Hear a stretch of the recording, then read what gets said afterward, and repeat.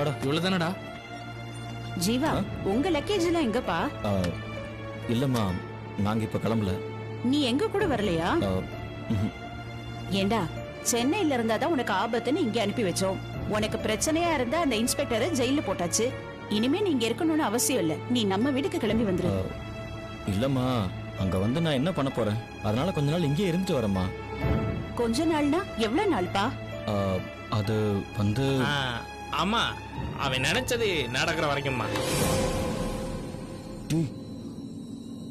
அப்படி என்னடா மனசுல நினைச்சிட்டு இருக்க? அது ஒண்ணு இல்லம்மா. கோபி மலர் கல்யாணத்தை இவன் தான் பேசி முடிச்சான். அதை நல்லபடியா நடத்தி வைக்கிற பொறுப்பையும் இவனே ஏத்துக்கிட்டான்.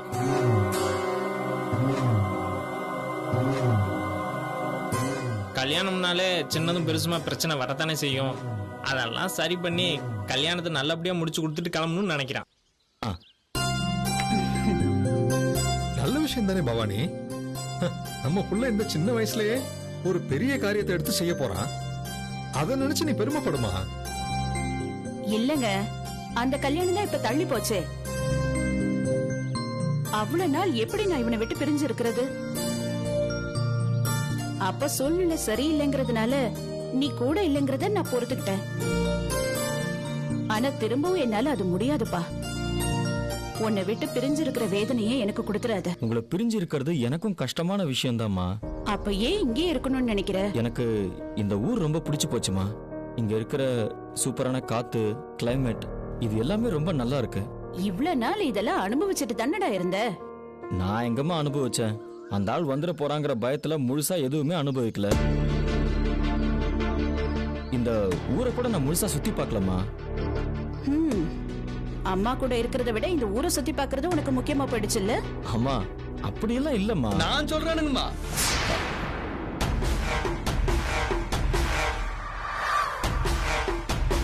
அது இந்த ஊரை சுத்தி பாக்கிறதுக்குன்னு மாப்பிள்ள சொல்றதெல்லாம் சும்மா ஒரு பேச்சுக்கு மட்டும்தானுங்க. இவர் இங்கேயே இருக்கணும்னு நினைக்கிறதுக்கு காரணம் என்ன தெரியுங்களா? என் பொண்ணு தானுங்க. என்னடா சொல்ற?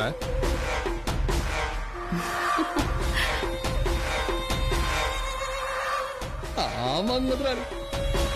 இது நாள் வரைக்கும் மது அவருக்கு வெறும் சொந்தமா மட்டும்தாங்க இருந்துச்சு.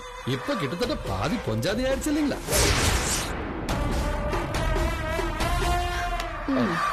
அதான் டக்குன்னு அவளை விட்டுட்டு ஊருக்கு போக இவருக்கு மனசு வரலைங்க.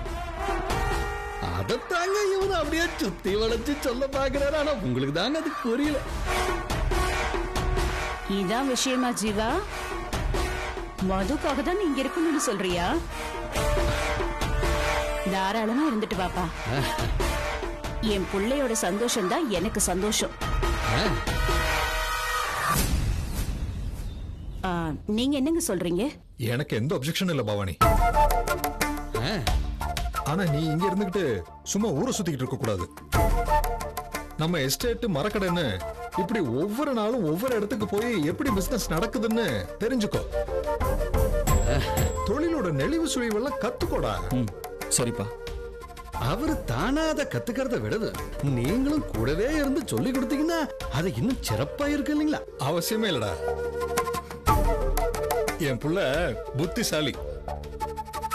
யார் உதவியும் இல்லாம இவனே கத்துக்குவான். அதுதான் நல்லதும் கூட. அது மட்டும் இல்லைங்க மலர், என் மதம் கல்யாணம் உங்க தலைமையில தான் நடக்கணும்னு நானும் ஏற்கனவே கேட்டிருந்தேன் இல்லைங்க. அது முடிகிற வரைக்கும் நீங்க இங்க இருந்தீங்கன்னா நானும் ரொம்ப சந்தோஷப்படுவேனுங்க. அதுக்கு இன்னும் ரொம்ப நாள் இருக்கேடா. அவ்வளவு நாள் நான் இங்க இருந்தா ஊர்ல இருக்க பிசினஸ்லாம் யாரா பாக்குறது? அட அதெல்லாம் ஒரு விஷயங்களா முதலாளி? நீங்க உட்கார்ந்த இடத்துல இருந்து உலகத்தையே ஆளக்கூடியவர். கையில வந்த போனும் அந்த கம்ப்யூட்டர் இருந்துச்சுன்னா இங்க இருந்து எல்லா வேலையும் முடிச்சிட மாட்டீங்களா? போதா குறைக்கு அங்க மூத்த மாப்பிள்ள வேற இருக்காரு. அப்படி இருக்கையில நீங்க அங்க போய்தான் ஆகணும்னு எதுவும் கட்டாயம் இருக்குதுங்களா? அப்படி எல்லாம் சொல்ல முடியாதுடா. சில வேலைகள்லாம் நம்ம கூட இருந்தாதான் நடக்கும். நம்ம ஆளுங்க எப்படி வேலை செய்வாங்கன்னு உனக்கு தெரியாதா? நான் இப்ப ஊருக்கு போயிடுறேன். நீ எப்ப கல்யாணம்னு சொல்லு, அப்ப வந்து நான் நடத்தி தரேன். நான் ஏன்டா இங்கே இருக்கணும்னு நினைக்கிறேன்? அது நீங்க என் கூட இருந்தீங்கன்னா அந்த சாமியே என் கூட நிக்கிற மாதிரி எனக்கு ஒரு பெரிய பலம் கிடைக்கும். அந்த யானை பலத்தோட நானும் அப்படியே ஓடிக்கிட்டே இருப்பேன் முதலாளி. அதுக்காக மட்டும் இல்லைங்க, நீங்களும் வாழ்க்கையில இன்னும் எம்பட்டு நாளுதான் இப்படி பிசினஸ் ஓடிக்கிட்டே இருப்பீங்க. உங்களுக்கு ஒரு மாறுதல் வேணும் இல்லைங்களா? அதுக்கு நீங்க இங்க இருந்தீங்கன்னா ஒரு வித்தியாசமான அனுபவம் கிடைக்குங்க. இப்ப நீங்க இங்க இருக்கும்போது அம்மா கிட்ட மனசு விட்டு நீங்க நிறைய நேரம் பேச முடியும். சின்ன முதலாளிக்கு நிறைய விஷயங்களை சொல்லி கொடுக்கலாம். அப்படியே காத்தாட நடந்து போகலாம் வரலாம். சுத்தமான தண்ணி, சுத்தமான காத்து, இதெல்லாம் அனுபவிக்க வேணாங்களா?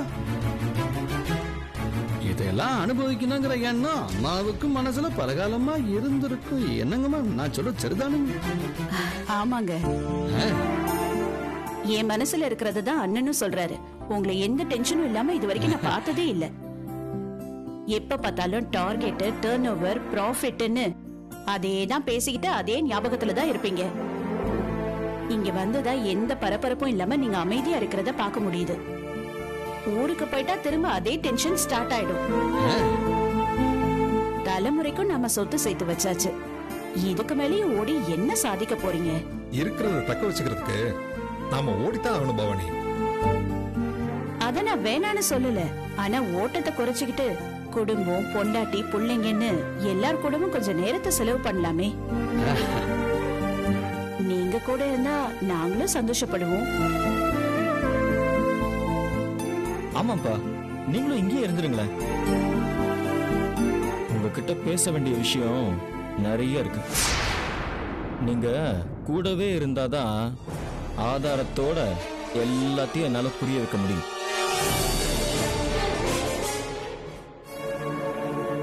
என்ன புரிய வைக்கணும் சின்னவர? அது ஒண்ணு இல்ல மாமா, இங்க வேற சில பிசினஸ் எல்லாம் பண்றதுக்கு ஸ்கோப் இருக்கு. அத எவிடன்ஸோட அப்பாவுக்கு புரிய வைக்கிறேன்னு சொன்னேன். அப்பா, நீங்க இங்கேயே இருங்களேன் ப்ளீஸ் பா.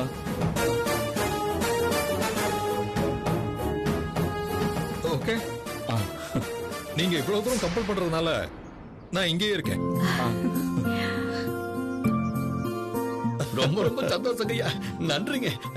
தம்பிகளா, அதான் முதலாளியே சொல்லிட்டார்ல, அப்புறம் என்ன இன்னும் வேலையை பார்த்துட்டு இந்த பொட்டியில எடுத்துட்டு உள்ளார போங்க போங்க போங்க. உள்ள வாங்கண்ணே, காஃபி சாப்பிட்டு போலாம். வரணுங்க, வரேன் வரேன்.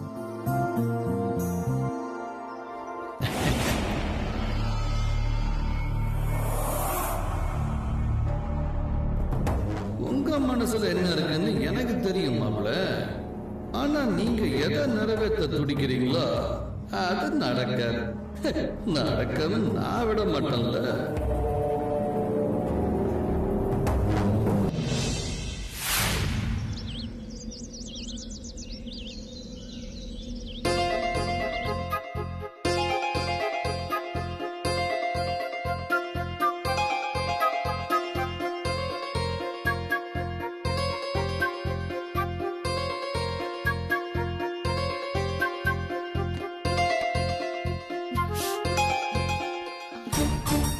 மலரு, நான் சொன்ன எல்லாத்தையும் வாங்கிட்டல?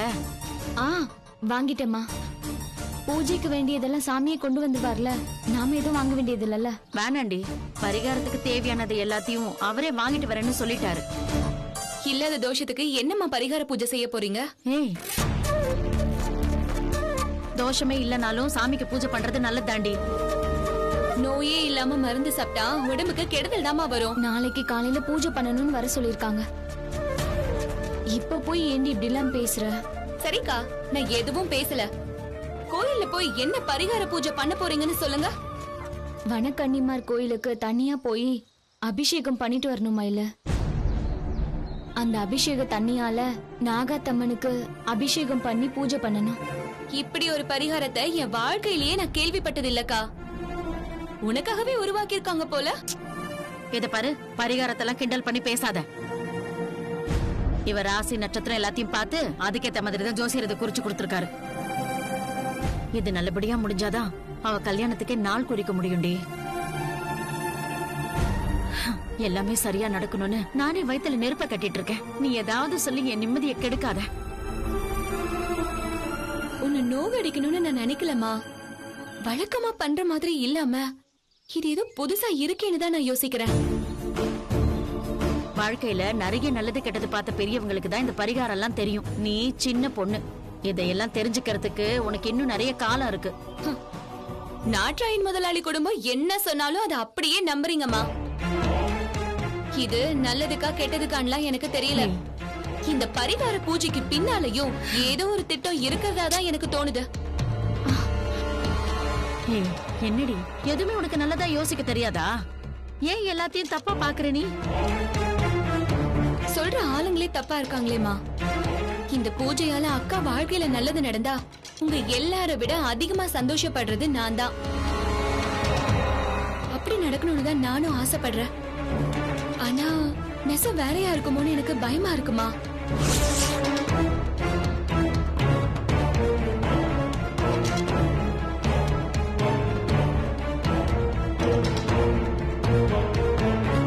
ஜாதகத்துல தோஷம்னு சொன்னவங்க பரிகாரத்துல கூட குறைன்னு சொல்லலாமே. இத காரணமா சொல்லி கல்யாணத்தை கூட தள்ளி போடலாம். இப்ப என்ன தாண்டி சொல்ல வர நீ? இந்த பரிகார பூஜை எல்லாம் வேண்டாம், என்ன ஆனாலும் பரவாயில்ல, இவ கல்யாணத்தை இப்பவே முடிச்சலாங்கிறியா? நான் அப்படி சொல்லலமா. அவங்க சொல்றத செய்யலாம், ஆனா முழுசா நம்பிட வேண்டாம். எல்லா விஷயத்திலயும் நம்ம கொஞ்சம் எச்சரிக்கையா இருந்துக்கலாம். மயிலு, எவ்வளவு எச்சரிக்கையா இருந்தாலும் என்ன நடக்குமோ அதான் நடக்கும். அதனால்தான் நான் இப்ப எதையும் மனசுல போட்டு பெருசா குழப்பிக்கிறது இல்ல. சாமி மேல பாரத்தை போட்டுட்டு எதுவா இருந்தாலும் இறங்கலான்னு முடிவு பண்ணிட்டேன். இத பாரு, மனுஷங்க நம்மளை ஏமாத்தலாம், துரோகம் பண்ணலாம், ஆனா நம்ம குலசாமி நம்மளை என்னைக்கும் கைவிட மாட்டாருன்னு நான் நம்புறேன்டி. உன் நம்பிக்கையை சாமி காப்பாத்துட்டோமா? இதுக்கு மேல என்ன சொல்றதுன்னு எனக்கு தெரியல. ஏய், நீ எங்களோட பூஜைக்கு வருவல? இல்லக்கா, 4-5 பேர்கிட்ட பால் பணம் வாங்க வேண்டியது இருக்கு. நாளைக்கு காலையில தான் வர சொல்லிருக்காங்க. நான் அந்த வேலையை பாக்குறேன், நீயும் அம்மாவும் போயிட்டு வாங்க. ஏண்டி, பூஜையோட பணம் வாங்குற வேலை பெருசா போச்சா? நான் அதுக்காக மட்டும் சொல்லலமா. அங்க வந்தா அவங்க நடிப்பெல்லாம் நான் பார்க்க வேண்டி இருக்கும். என் வாயும் சும்மா இருக்காது. கடுப்புல நான் ஏதாவது சொல்லிட்டா உனக்கும் அக்காவுக்கும் தான் சங்கடம். நான் வராம இருக்கிறது தான் உங்களுக்கு நல்லது. ஏய், என்னடி இவ?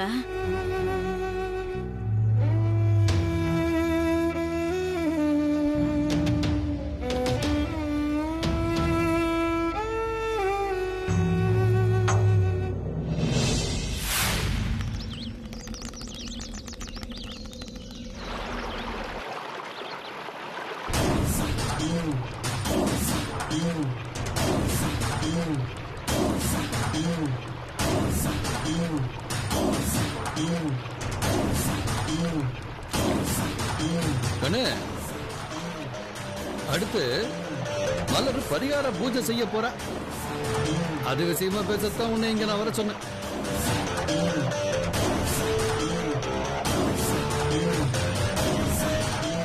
மலர் அபிஷேக தண்ணியை எடுத்துட்டு வந்து கொளக்கரையில இருக்கிற அம்மனுக்கு அபிஷேகம் பண்ணணும்னு ஜோசியர் சொல்றாரு.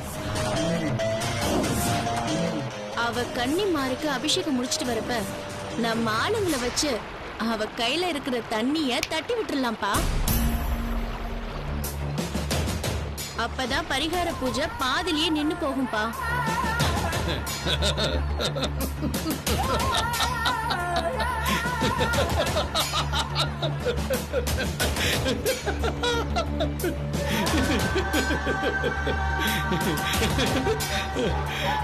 அப்பா, ஏன் சிரிக்கிறீங்க? நான் சொல்ற யோசனை சரியில்லையா? இல்ல கண்ணு, பூஜையை தடுத்து நிறுத்தணும் நீ சொல்றது நல்ல விஷயம்தான். ஆனா நீ நாத்திராயம் பொண்ணாச்ச, கொஞ்சம் அதையும் தாண்டி யோசிப்பேன்னு நினைச்சேன். அப்பா, எனக்கு புரியலப்பா. விளங்குற மாதிரியே சொல்றேன். நம்ம நிலத்துல ஒரு விசச்செடி முளைக்குதுன்னு வச்சுக்க, சும்மா அதை அப்படியே மேலாக்க வெட்டி போடுறதுனால நமக்கு எந்த பிரயோசனமும் இல்லை. வேரோட அதை கொத்தி தூக்கி போட்டாதான் நமக்கு நல்லது. இந்த பரிகார பூசையை தடுத்துட்டோம்னா ஓ அம்மா, சும்மா இருந்துருவான்னு நினைக்கிறியா?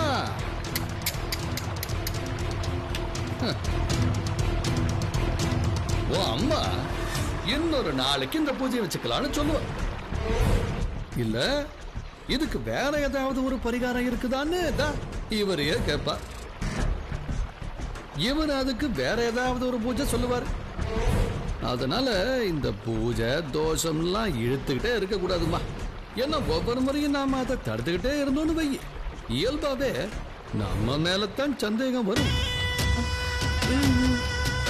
கோபிக்கும் அந்த தரித்திரம் பிடிச்ச மலருக்கும் கல்யாணம் நடந்துடக்கூடாதுங்கிறது தானே நம்ம நோக்கம்.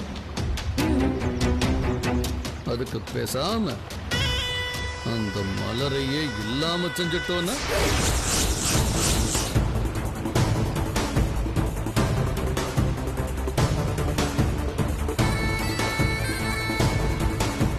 அப்பா என்ன சொல்றீங்க? வேற வழி இல்ல கண்ணு. இதை தவிர நாம வேற எதை செஞ்சாலும் இந்த கல்யாணத்தை தள்ளி போட முடியுமே தவிர நிறுத்த முடியாது. அதோட நம்ம மதுவோட கல்யாணத்திலையும் ஏகப்பட்ட ஜோலி இருக்குது. அதுல நாம கவனம் செலுத்தணும்னா இந்த மாதிரி சின்ன சின்ன பிரச்சனை எல்லாம் அப்பப்ப தட்டி விட்டுட்டு போயிட்டே இருக்கணும். அப்பா நீங்க சொல்றது சரிதான். ஆனா மலருக்குனாலும் நம்ம மேல சந்தேகம் வரதுக்கு வாய்ப்பு இருக்குல்ல. அந்த சந்தேகம் வந்துடக்கூடாதுன்னு தான் இந்த மாதிரி ஒரு பரிகார பூஜையை உருவாக்கி ஜோசியரை விட்டு நானே சொல்ல சொன்னேன். இவர் நம்ம ஆளு பாரு, இவர விசுவாசி தவறாம நடந்துகிட்டார். நான் என்னைக்குமே உங்க விசுவாசி தான் முதலாளி. அப்பா எனக்கு ரொம்ப குழப்பமா இருக்கு. உங்க திட்டம் என்னன்னு எனக்கு ஒண்ணுமே புரியல. தெளிவா சொல்றேன். மலர் அந்த காட்டுக்குள்ள பரிகார பூஜைக்காக தனியா போய் தான் அபிஷேக தண்ணியை கொண்டுட்டு வரணும்னு சொல்லி இருக்கிறோம். அவ அந்த தண்ணியை எடுத்துக்கிட்டு திரும்பி வரும்போது பிரகாஷ் அவ கழுத்தை அறுத்து போட்டு அவ மாட்டிருக்கிற நகை நட்டையில எடுத்துக்கிட்டு ஊருக்கு சொல்லாம கொள்ளாம ஓடிடுவான். ஒருவேளை போலீஸே வந்து இந்த விஷயத்துக்குள்ள தலையை நுழைச்சு விசாரிச்சாலும் நகைக்காக நடந்த ஒரு கொலையா மட்டும்தான் அது பதிவாகும். நம்ம மேல ஒரு பயலுக்கும் சந்தேகம் வராது. எப்படி? ஐடியா நல்லதான்ப்பா இருக்கு. ஆனா இதுக்கு பின்னாடி நாம தான் இருக்கோன்னு யாரும் யோசிக்க மாட்டாங்களா? எப்படிமா? எப்படி யோசிப்பாங்க? இந்த பரிகார விஷயத்தை பத்தி நாம சொல்லலையே, சொன்னவர் ஜோசியர். இவரு நம்ம ஆளுங்கிறது ஊருக்குள்ள ஒரு பயலுக்கும் தெரியாது. நாம ஜோசியரை வச்சு இப்படி ஒரு பூஜையை செய்ய சொல்லி வர்ற வழியில ஆளை வச்சு மலர கொல்லுவோன்னு யாராலையும் கற்பனை செஞ்சு கூட பார்க்க முடியாது கண்ணு. அந்த அளவுக்கு அங்க யாருக்கும் புத்தியும் இல்லைன்னு வச்சுக்க.